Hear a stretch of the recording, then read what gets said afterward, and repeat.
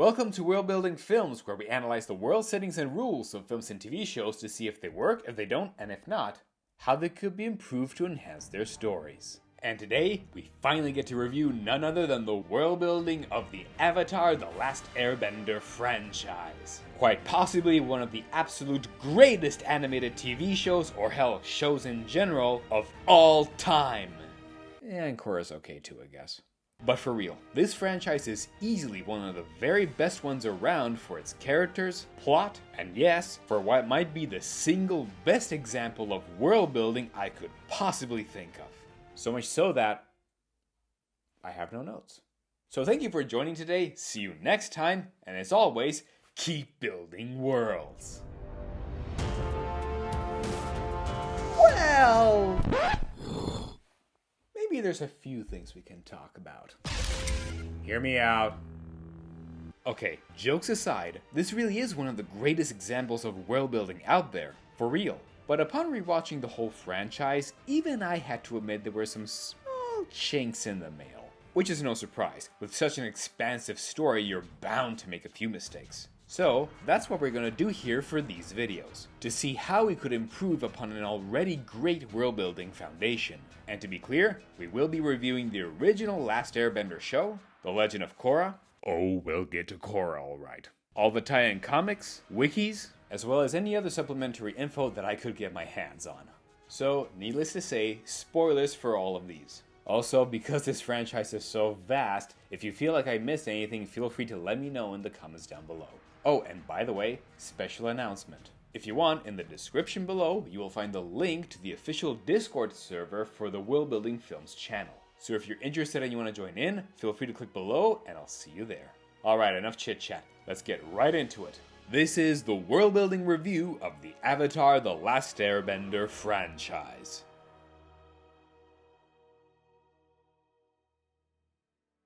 The Water Tribes. Before we tackle the entire world as a whole, I think it's fair that we should start to analyze each one of the four nations first, starting with none other than the Water Tribes. So, the Water Tribes consist of people who have, waterbending. Except, water is a pretty broad term here. Technically anything that even remotely counts as water is their domain. From regular water to sweat to bloodbending, freaking ink, and even mud if they put in enough effort. Not to mention that their bending offers a lot of advantages, such as being able to instantly shift water from its liquid state, to freezing ice, to hot vapor, and hell, they can even heal with the damn thing. It's no wonder that they're considered to be the most versatile of benders, and it's even less of a surprise to see where they have settled. Both tribes seems to live pretty exclusively in the northern and southern poles of this world, although they've had a pretty turbulent history with each other. The northern tribe is the one that's most prosperous, where they built this enormous city made entirely out of ice, with huge buildings, rivers running through it like a frozen Venice, massive ice walls against invaders, and all of that good stuff. The south, however, is the one who kinda got the shaft, as they're the ones who have no such grand buildings, have the fewest numbers of benders, and at most live in small villages with a few regular igloos. Also, yes, despite popular belief, there actually are other villages in the north and southern pole of this franchise. Just wanted to clarify that. They're just not shown very often. And by the way, real quick, yes, they are actually inspired by our real-world Inuit cultures, in the same way that all of these four nations are each greatly inspired by at least some form of Asian culture in our world. Which is fine, I won't be touching upon that parallel, because I know the creators needed at least some base to start from. And at least for Western audiences, it's a lot more refreshing to have a chance to be exposed to different cultures in both their aesthetics, philosophies, and such, and they're all done so beautifully anyway. So I won't be commenting on that unless absolutely necessary. Anyway, back to the original point. The southern water tribes still are the ones who have the most political issues, and have had the hardest time against even the Fire Nation when they first invaded during the 100-Year War. And in fairness, there are some elements that kinda help justify this. It's the pole on the map that's furthest from the other nations, so any form of trade with them will be harder to do. And trade is an incredibly important element here that we will be addressing a few times in these videos. The only ones who have immediate access to the pole is the islands of the air nomads, who, as we'll see later, will actually be a bit hard to get in contact with. The northern water tribes are instead right next to the topmost part of the Earth Kingdom, as well as the air nomads, and they're technically closer to the Fire Nation if needed. So yeah, trade there will be way easier to do, meaning they will have more resources more easily. And even if we were to say that both poles start with the same number of benders in their societies, if one of them has more resources, yeah, most benders will want to migrate towards there.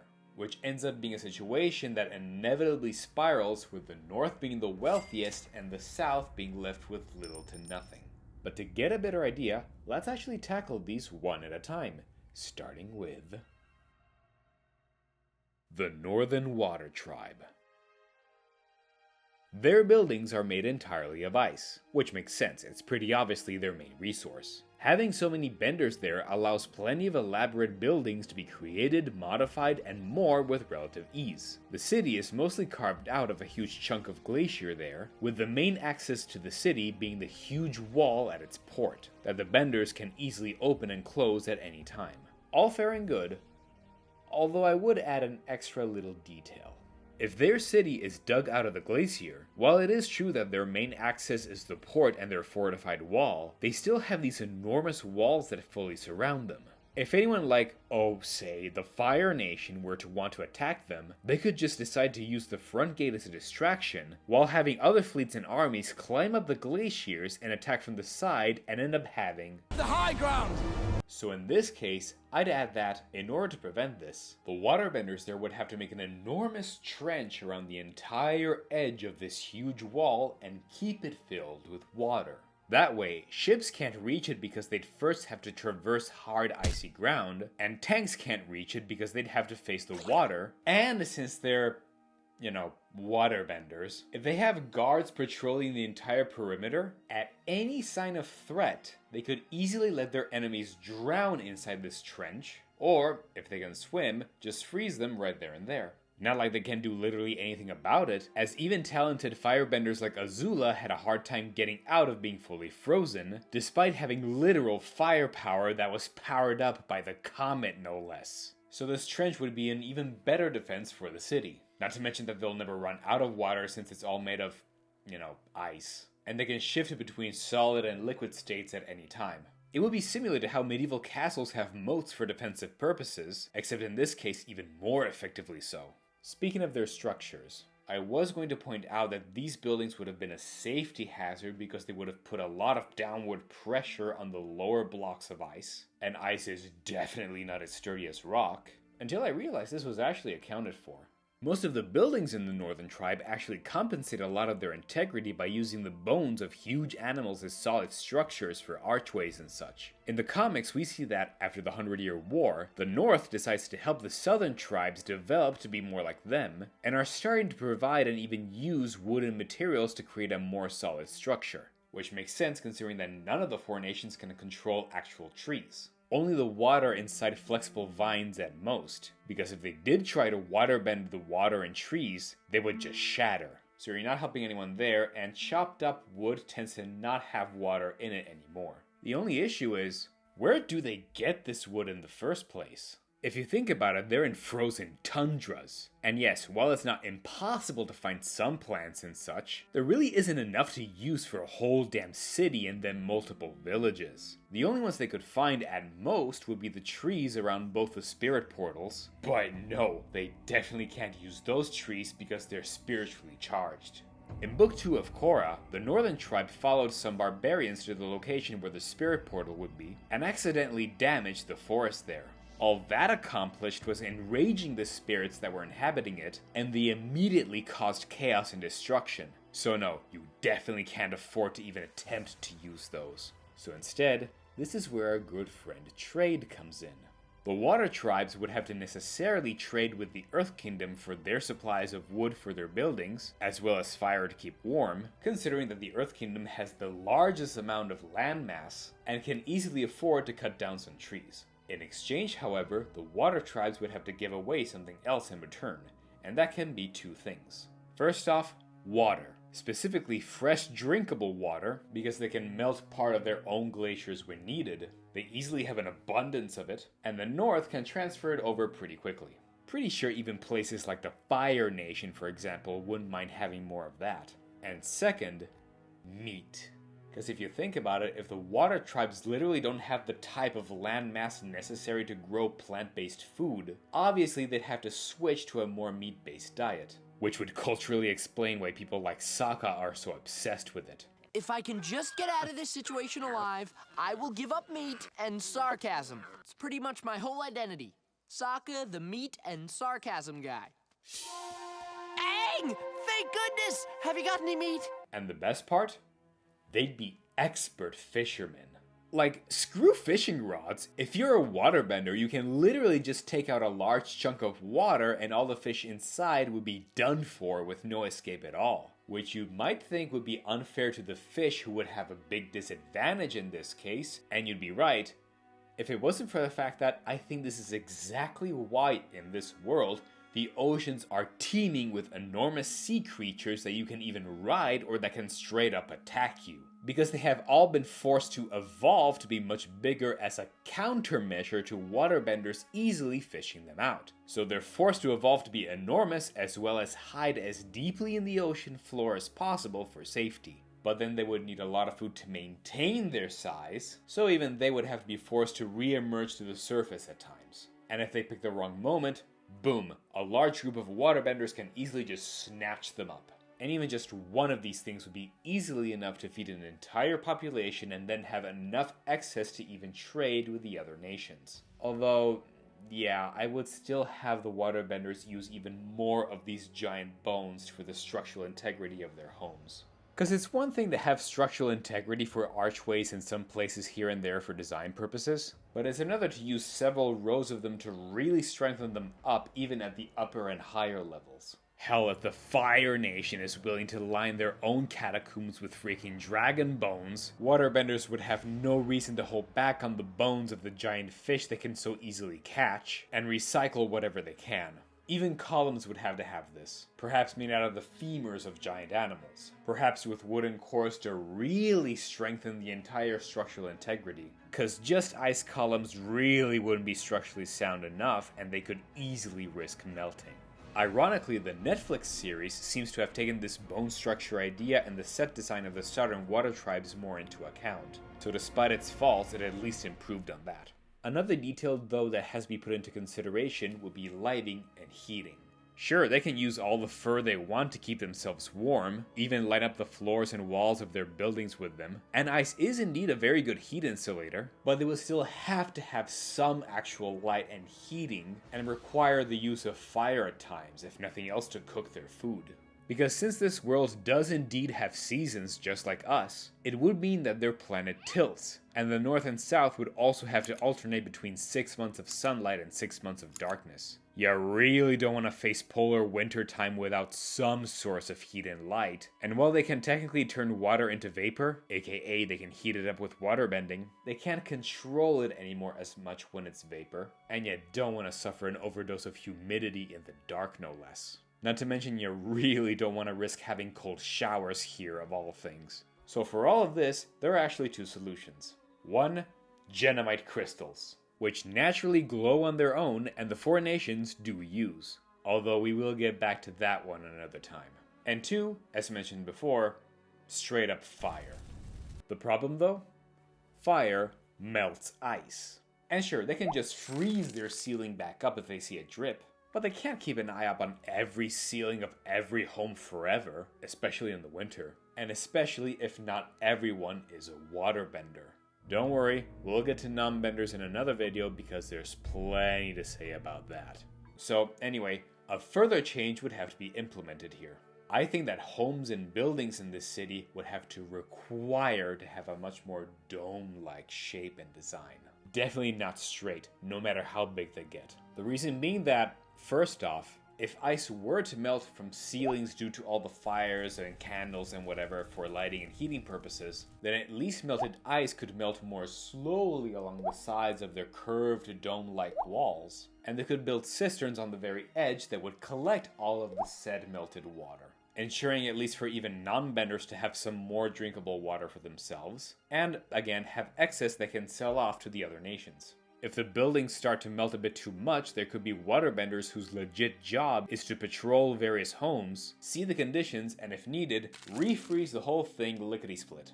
And yeah, this would be an even bigger reason why you want to have your structures be built much more around the bones of giant fishes for integrity purposes. And if you think it would be hard to build these enormous dome-like structures in various numbers, keep them standing, and also have to always be on the lookout for them, then they can build a central pillar for even further structural purposes and even further water collection. I mean, let's be real here. We humans were able to create huge domes like Brunelleschi's dome in Florence without any kind of bending, so pretty sure people who can literally lift huge chunks of ice, a much lighter material mind you, into the air wouldn't have too much of an issue.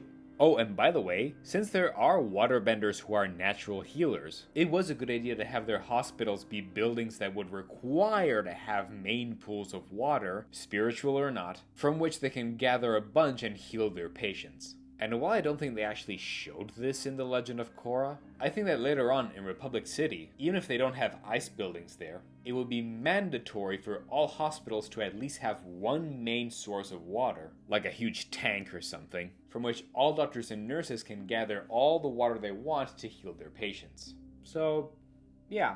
If you build these homes with these shapes and designs in mind, as well as perhaps reinforcing them further with the wood they'd gather from other nations and easily water slice them into curved shapes as well, this would have been the best call for the North and its city. Just make sure that candles and fires would be much lower on the ground since, heat tends to go up, and you can't afford to miss all that sweet, blissful heat in the frozen tundra. But this is all for the plentiful, pampered northern tribe. What about the south? Well, yeah, they would have other issues. The Southern Water Tribe. The South Pole, as I said, is the one that has the least amount of resources in almost every way. They're more isolated, so they have to fend off for themselves more. The waterbenders they had gradually chose more and more to go to their sister tribe in the north, leaving them with only a few benders here and there, so they had less power to actually do all the funky stuff the other tribes have been able to accomplish. It's kind of no wonder they became much more tribal and, dare I say, brutish. In such a harsh weather and environment, all they had were themselves. In fact, from the point of view of world building, there isn't that much to say here because if you take away their bending, all that happens is that they resemble much more closely to our real-world Inuit cultures.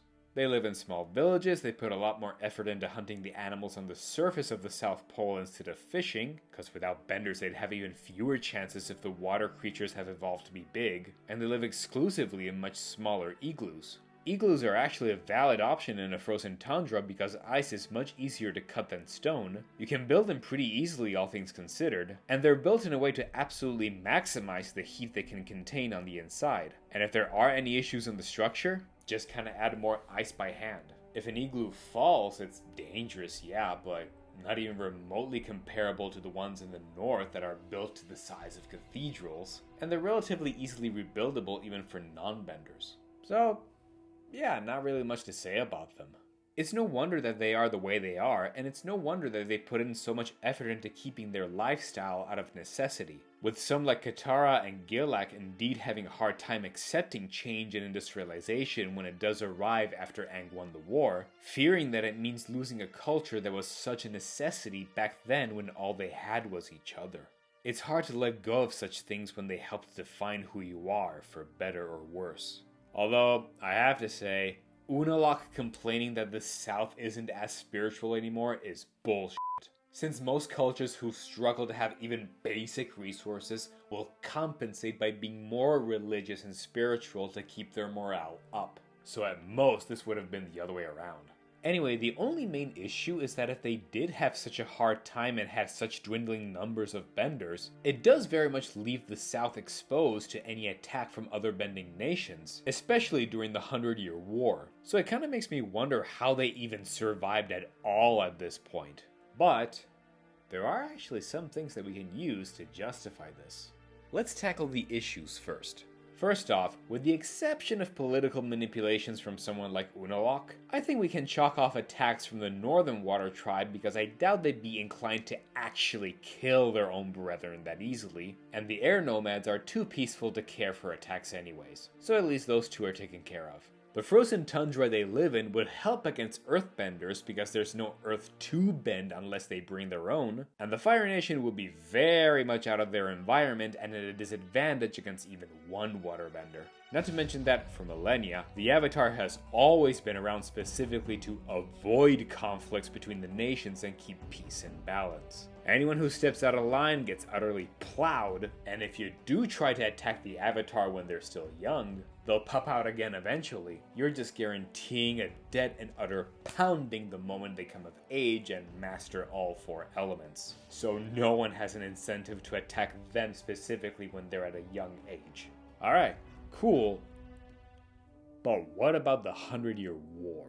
Aang disappeared and the nations had no avatar to protect them. The air nomads were wiped out, so everyone now knew that even if the next one would be a waterbender specifically, the cycle would be broken, and the last avatar in the cycle would be Fire Nation, so they would guarantee to completely invade the world with enough brainwashing from said avatar's youth. So the Fire Nation would be playing the waiting game to win, and in the meantime they could put as much effort as they wanted to invade others without the Avatar to stop them, and all the other nations would be way too worried about their own well-being to be concerned with the safety of what they consider to be a few barbaric villages in the south. So yeah, all of this is to say that I'm surprised that the Southern Water Tribes survived at all during the 100-Year War. There were way too many cards against them. So while they were almost wiped out after 100 years of struggling, what actually saved them? Well, I actually think it's because of a canonical event in the franchise called the Everstorm. It was an enormous, powerful storm that went on for decades in the South Pole, starting from the 100-Year War. It's stated that it happened in the Southern Water Tribes because they actually neglected their spiritual traditions. Again, bullshit, but okay. Which fueled less of the southern lights in the sky, which is explained as being a manifestation of the spiritual energies near both poles, which in turn angered dark spirits there and caused a bunch of rampaging and chaos, creating this actual full storm there, and was fixed only decades after the 100-Year War when Korra and Unalaq went to open the southern portal and help the storm subside. Now, while this storm was never actually shown in the original Avatar The Last Airbender show, how convenient, it is still a canonical event and can be of great narrative use here. If this storm really was going on, then perhaps the Southern Water Tribe could have rebuilt their villages to be closer to the edge of the storm, so that the few times there were invading forces like the Fire Nation, they would take the advantage of the storm to make the invasion much harder. If needed, they could venture with expeditions out away from the storm, perhaps even have outposts warning the remaining tribes if there was a Fire Nation ship arriving, go around and hunt as much as possible so that they'd have storages of food, perhaps with occasional charities from the northern tribes the very few times they would decide to give a hand. Now, you might be thinking that it would be really hard to coordinate all of this because, it's not like they have a dial to control the storm to their convenience whenever they damn please. But that's where I think you'd actually be wrong. So, here's my own theory. What if the storm wasn't actually created because the Southerners just lost their spiritual traditions and angered dark spirits there, which, again, makes no sense for them, but instead, the tribes knew they were going to be invaded, and there was no chance they could hold their own during the war, and so, in an act of sheer desperation, they actually did the unthinkable and decided to attack the Southern Spirit Portal on purpose. To actually anger the spirits there and create this Everstorm on purpose because it was the only thing they could rely on to defend themselves against the Fire Nation. And no, they wouldn't actually have destroyed the forest there like the Northern Tribe did during the Legend of Korra. Instead, all they'd have to do is use the remaining waterbenders that they have to completely freeze the spirit trees there. And when the coast was clear, they could unfreeze them.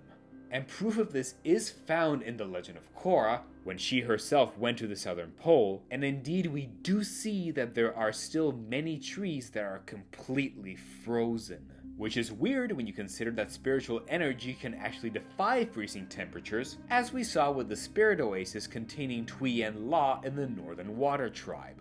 It's so warm here. How is that possible?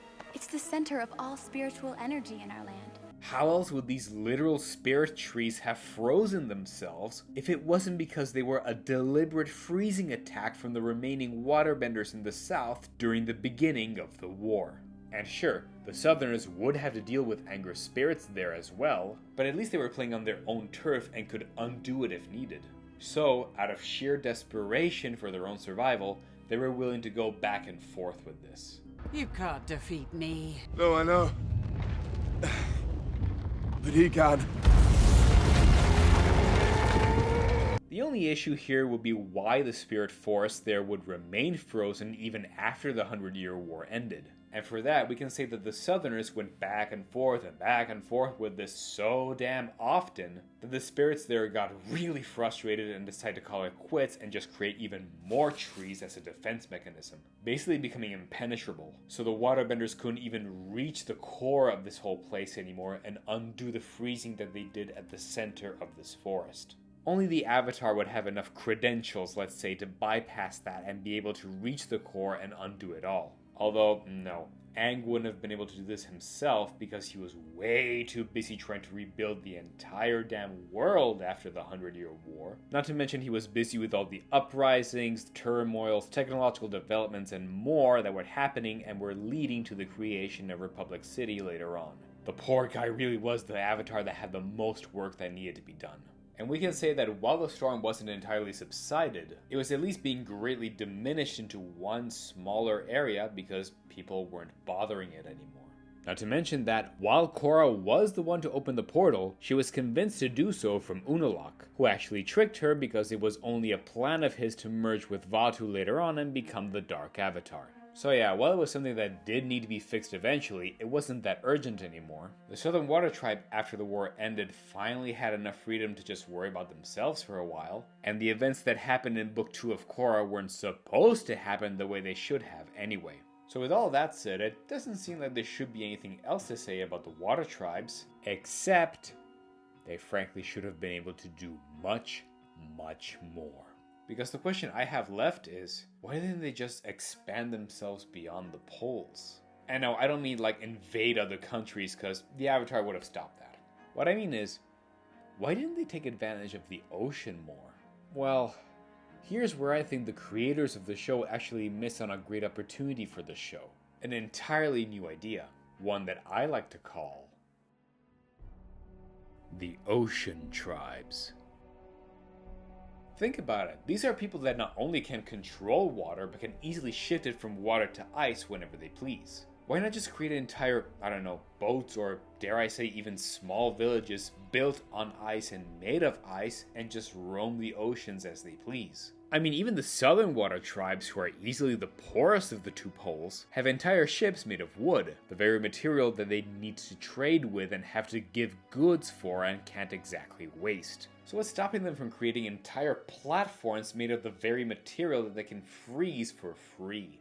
And granted, it's not a perfect solution, as the closer they get to the equator, the easier said ice can melt, but as long as they have actual waterbenders on board, they can just refreeze that whole thing up and start over. Ice floats naturally anyway, so they can just dump it with as much materials and rations and whatever that they may please. These could be ice hubs that could be used to roam the entire oceans for easy trade, or for military purposes, or even just to live there if some waterbenders wish to be more nomadic like the airbenders. It's not like all waterbenders are exclusively confined to the poles, as many of them did traverse towards the mainlands, settled there, and actually became the plant benders that we see in the swamps. So it's very plausible for them to go somewhere else. And you might be thinking, oh come on, that would be way too much freedom. They could do whatever they want, they can go wherever they want, they could probably join in with more people and create an entire new coalition and, I don't know, form something like a fifth nation for all I know. And you're right, they would. Which is why, several hundred years before the Air Nomad genocide, during the era of Avatar Chen, there actually was at one point a legit fifth nation in the world. Sort of an attempt to unite some members of the various nations, and they mostly gathered towards the sea basin at the edge of the Earth Kingdom. It's just that, while not always, it was mostly consisting of pirates. And this is all canon, by the way. So, if there actually was a fifth nation, or at least there can be, and it can mostly traverse at sea, I see no reason why the waterbenders wouldn't have attempted this before. Just have small icy lands to travel and live on.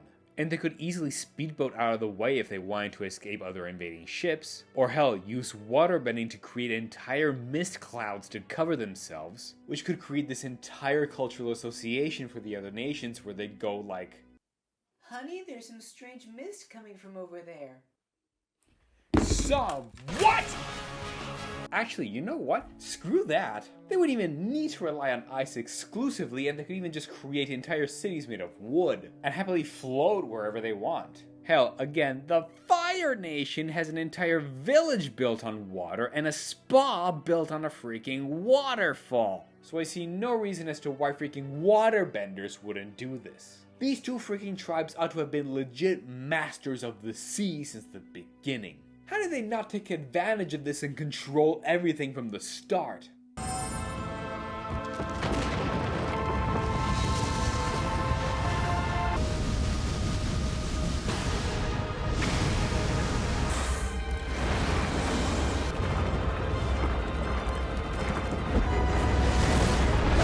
Oh, right. Bloodbenders. As mentioned before, the water tribes are way more versatile than one might think, and that's not even counting when they will discover further techniques like bloodbending, which, thank God, in The Legend of Korra they decided would be an illegal practice. Although, I think there could be some occasions, even if rare, in which it could be legal to use it. Like, waterbenders are already healers, but imagine if you had a bloodbending doctor. They could easily be given a patient that had some sort of accident or attack and was bleeding to death, and they'd be absolutely essential in stopping that person from bleeding out at all. And they could even help keep their heartbeat going on. Maybe even pump the heart for the patient if they're about to have a cardiac arrest or something. In fact, I kind of think that it would be a requirement to become a doctor if you're a bloodbender, because they'd be absolutely dangerous if not. Think about it, the human body is always in a very delicate state of balance with itself, where even the correct amount of blood pressure is absolutely essential. If you can suddenly move and shift and control the blood in a person's body, screw using them as a puppet. The moment you're even just moving an arm, you're screwing with the entire pressure and rhythm that the blood needs to keep the person alive. So yes, realistically, if you were an actual bloodbender, you'd be in actual danger to everyone around you if you can't control it. In fact, not even just control it, but control it while making sure that the blood is flowing naturally in the rest of the body. In fact, you'd also need to train on how to keep the blood flowing organically, or at least keep the heart's flow pumping, while you're puppeteering their limbs. And yeah, the limbs are really the only thing you can afford to shift because there are no organs there. If you try and do that with anything else like, oh, say, the brain, all it takes is one tiny little accidental pressure in one tiny little vein and pfft, instant brain hemorrhage. Which means that, yeah, sorry Katara, but at least Hama didn't care about firebending lives, and the one she killed gave her the experience on how to keep a person alive. Talk about breaking a few eggs. If you did that, then unless you're a Ray-level Mary Sue regarding how the circulatory system works, you would have killed Hama, and your character growth when it came to that Fire Nation guy who killed your mom would have gone very differently. So, alright, we've talked extensively about the water tribes, and now I think it's time to move on. But since these videos are going to be long enough as it is, you guys have no idea how much planning and research this all took. We will be analyzing the next nation in the cycle, the Earthbenders, in the next video. So don't forget to click the subscribe button so we can bend this channel all the way to success, and I'll see you all there. Stay tuned, and as always, keep building worlds.